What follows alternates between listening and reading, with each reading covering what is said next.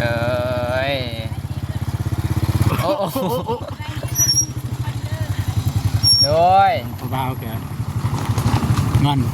ผู้สาวแกนับบูดน้องเดิมนับบูดแท้เฮ้ย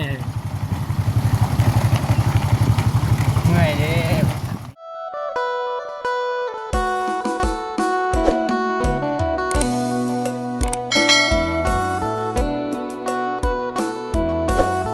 พี่น้องเนาะ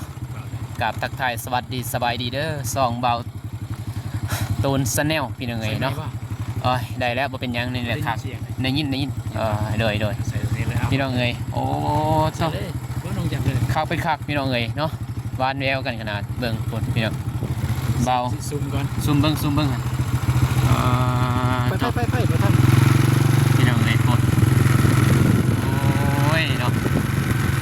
เบาเจ็บพอจะอยู่ป่าอยู่ดงพี่น้องเนาะได้ทุกทีทุกเวลาโม่เขาไปอยู่ไหนเพื่อนเลยสองคนนี่คือเบื้องหลังโอ้ยเนาะผมซุปเจ็บเลยเบาเจ็บเอ้ยนะมาวานแท้ดิวานแบบนานยุ่งยิ้มใส่กันแน่ยิ้มใส่กันแน่ยืนว่ากันเนาะเสื้อแล้วเอ้ย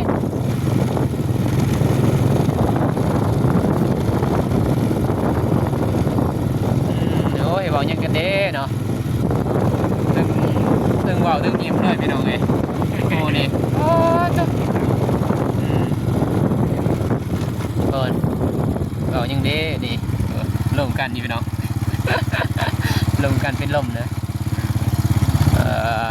เอ้ยสายตา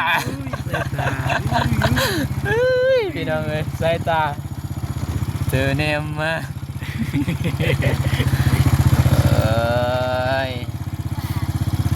ก่อน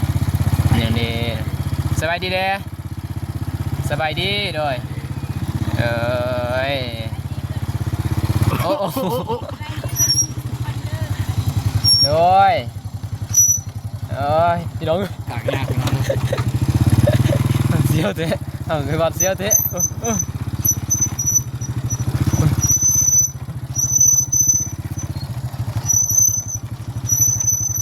รถเบาเตี้ยงกับคิงมันบอเข้ากันพี่น้อยเนาะแม่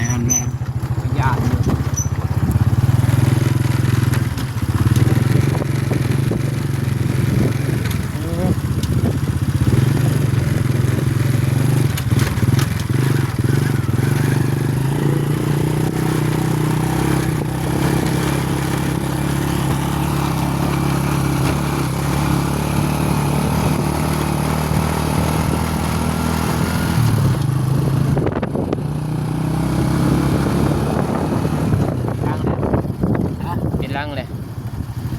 เบากันเลยปิดลังเลย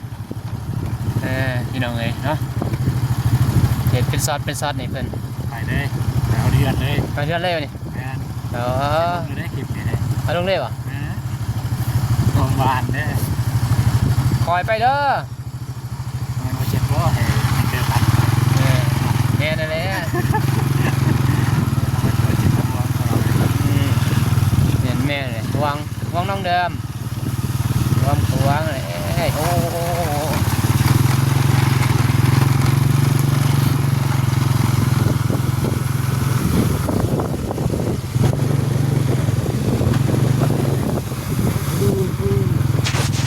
ว้าย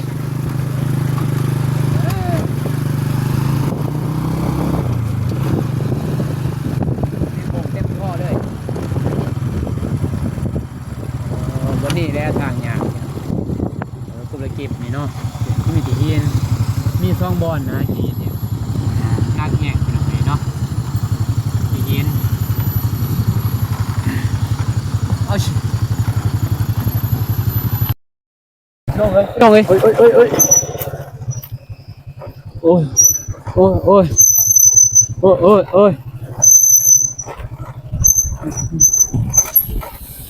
เซ็ตบันเอาอยู่ใส่อย่างเนาะบ่เจ็บใบนมเดิมแนมมาทางนี้เนาะตายแล้วบ่เจ็บ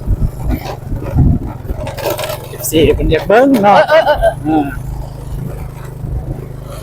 เอาเอา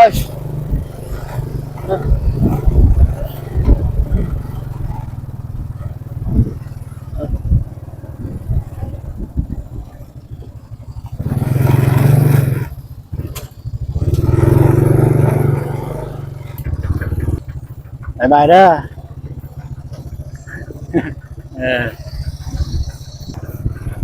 โอ้อันวานแล้วบ่มีคนนี้อีกแล้วพี่น้องเอ้ยเนาะ มันนี่แหละหินหินปุ๊บ สิแม่นบ่นี่แหละไอ้เตียง เออ ตอนมาเนาะนี่แหละ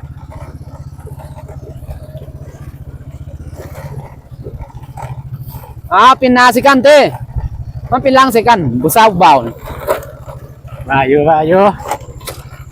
เฮ็ดเวียกเมื่อยแล้วก็เป็นลังสิกันนั่นแล้ว มันก็เมื่อยตื่นเลยเนาะ เป็นนาสิกันโลดเอ้ยเนาะสมานี่เห็นบ่พี่น้องเอ้ยดีลาอีกนี่เสย นำเฮ็ดแบบบ่สนดิ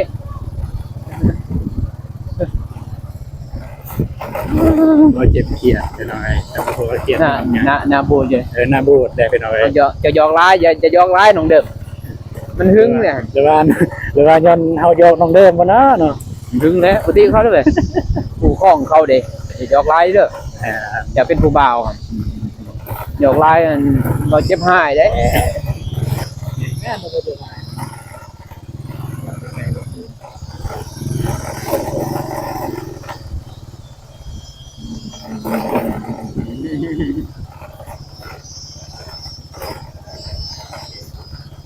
เย็นหน้าปกอะโอ้ยงอนยังเนาะเพื่อเป็นบ่เป็นเครียดงอนนะงอนเครียดต่างๆนี่เมื่อย มียังไงเนาะ โดยได้อยู่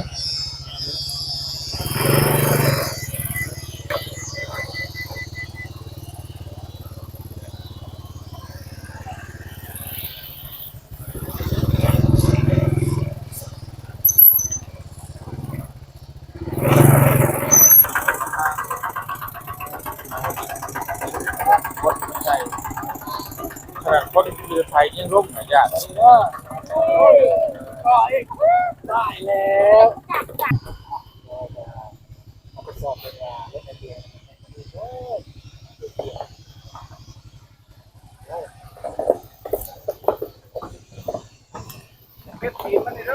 เออ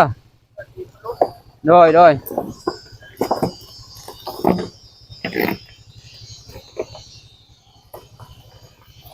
ค่อย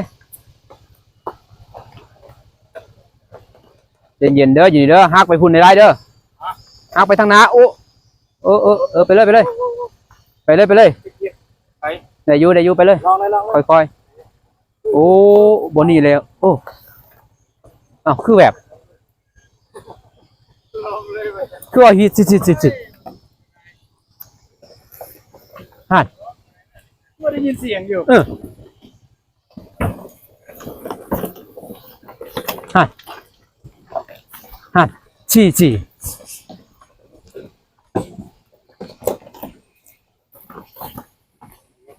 ฮะ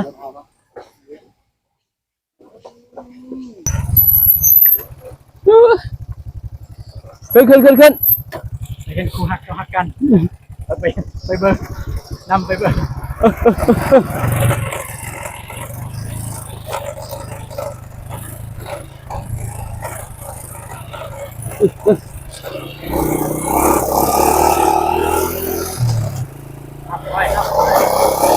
พุ่น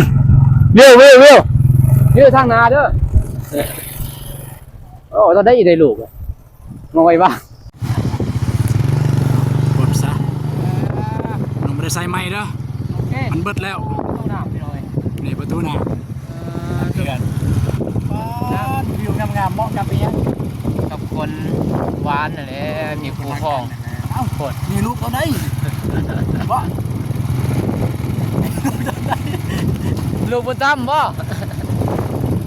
ไอ้ลูกก็ได้ผู้บ่าวเป็นร่างใส่เลย เบาเทียนจะก่อนเทียนก่อนเลิกได้ยินเสียงสตีสันได้ยินเสียงไม้นะ โถงามงามขนาดเลยวิวโถเป็นโลกนะ อ๋อ เพื่อกลับมาเพื่อบ่ เพื่อใหญ่มาไหน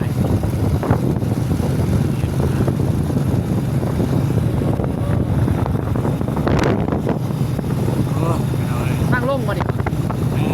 ลงไหน ทางขึ้นนะทางขึ้นลงก็มี นี่ไหน งาน มันย่ำน้ำมากเข้ากันขึ้นลงไหนลงไหน งานลงไหน บ่ย่านโม่น้ ซีเป็นอีสาน ำจะมาลินเซอร์บ่นี่ เคย ร้อยบ่เคยร้อยบ่ เคย ร้อยการพูดบ่ว้ายย่านเนี่ย เราตูนกับไปบ้านนกนี่มาเบิ่งคนหักกันซื้อๆมือนี่ แล้วมาซอยบ่เตียงเด้ นี่มาซอยเลยครับมาเบิ่งคนหักกัน ซอยเปิ้นบ่เตียงพี่น้องเอ้ย ทางผู้บ่าวก็งอนเลยนะสาวก็บ่เงาะรถไปหน่อยทัน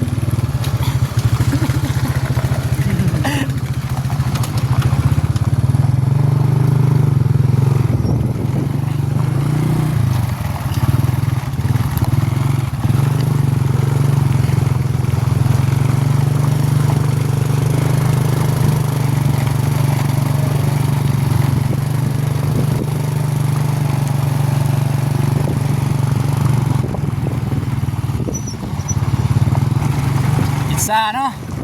ซาคนเขาหักกันเขาเลยเงา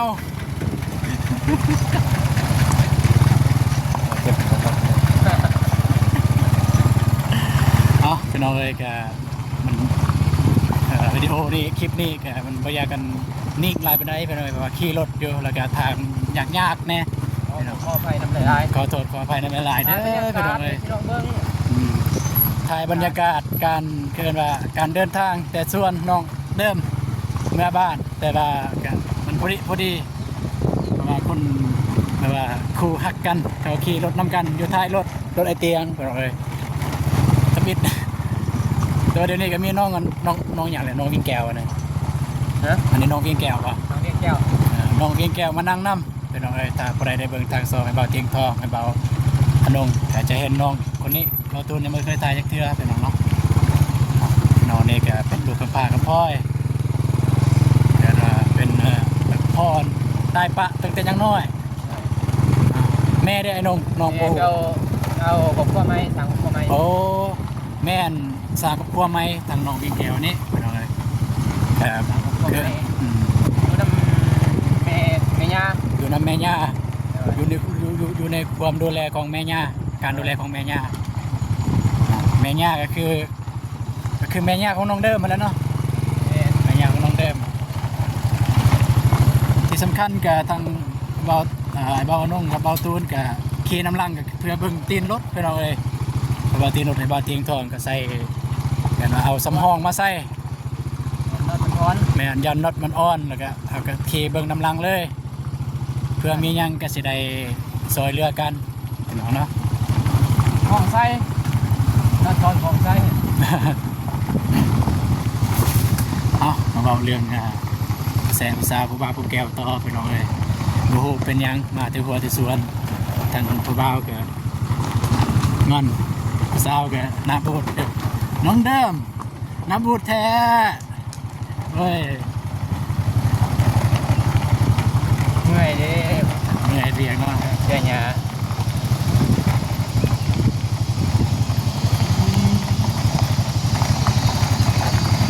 ต่อกันเนี่ย ต่อกันเฮ้ยโทรมาแล้วไอแดงโทรมาอีก ตัวมาจ่อ แม่น กำลังฮอดจ้ะ สิฮับแล้วไอ้น้องงอเลยเด้อ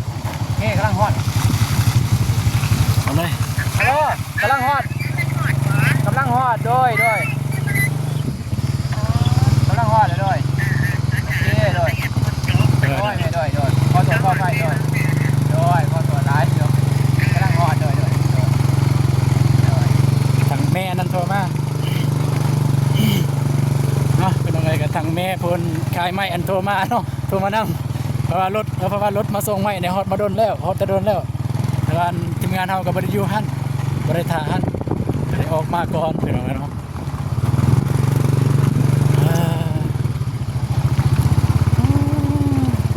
ก็มาทางนี้หันมาทางพุทธเจ็บก็ได้ เฮ็ดคืออายเนาะกองมาทางนี้หันมาทางนี้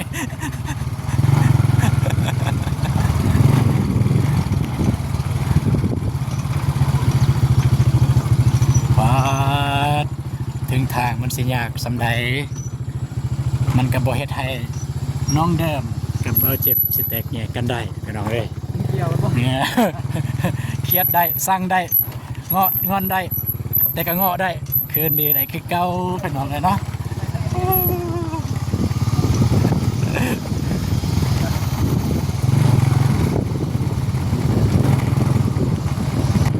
อ่ะพี่น้องเอ้ยซื้อแล้วบ่เนี่ย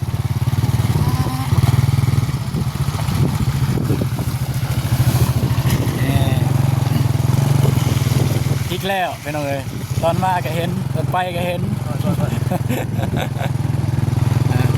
เนาะก็สิฮอดบ้านแล้วขึ้นคอยในลงคอยไปได้ฮอดบ้านเลยพี่น้องเนาะสำหรับคลิปนี้ก็จะไปจบอยู่บ้านน้องเดิมบ้านน้องสลีป่ะไปบ้านน้องสลีเลยพี่น้องคลิปนี้ผมมีสาระแต่ก็นี่แหละบรรยากาศพี่น้องเอ้ยไทยคือกันว่าไทยไปเบิ่งบรรยากาศในการเดินทางในระหว่างกลับแต่ส่วนน้องเดิมอุปสรรคเส้นทางอุปสรรคมันจะได้แน่ในการเดินทางเล่นบอกกินย่างรถเบาเตี้ยงพี่น้องเอ้ยเนาะหัวเว้นหัวแหละแตกรถย่างแตกเฮ็ดยังบ่ได้พี่น้องเอ้ยเนาะมีแต่ว่าซื้อใหม่แต่ซื้อใหม่แล้วลายหมื่นได้เตียงว่าได้กันว่าลายพันเหมือนกันลายหมื่นบอกกันเปลี่ยนหมด4คิงก็ประมาณ 20,000 ป้าย 20,000 ป้ายเนาะ10ป้ายกว่าล้านครับนี่จะเปลี่ยนเอามือ2นะครับ 20,000หันก็สำหรับเงิน YouTube เฮาเนี่ยบ่ได้เด้เนาะบ่ได้หรอกหมดแท้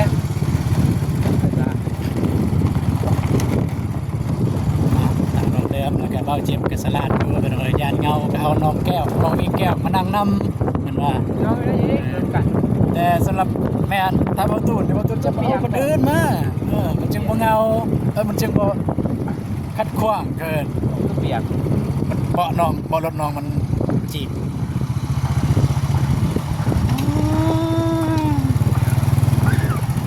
ตัวแนมนาเลยสิน้องเลยโอ้ยกระดาษเนาะเอาจอดเลยนะครับ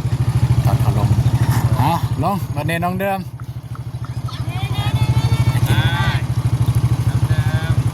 บ่เจ็บเงาแล้วพี่น้องน้องเดิมลงแล้วเงาเลย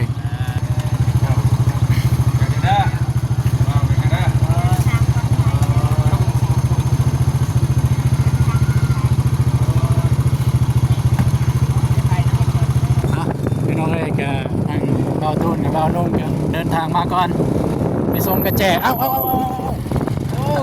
บ่สนเลยมาโดนเห่าเนาะทางพุทธไอทางแบนขึ้นได้เยอะเจอหมูไอคิดฮอตไอเนี่ยนะได้แล้วป่ะไปด้นไหนไอกับยันด้นไปจะ5ด้นไหนโอเคน้องไปส่งกระแจกันได้สันเนาะพี่น้องเลยก็เราเจ็บอย่างนั่งท่าเก่าท่าเดิมสาวลงแล้ว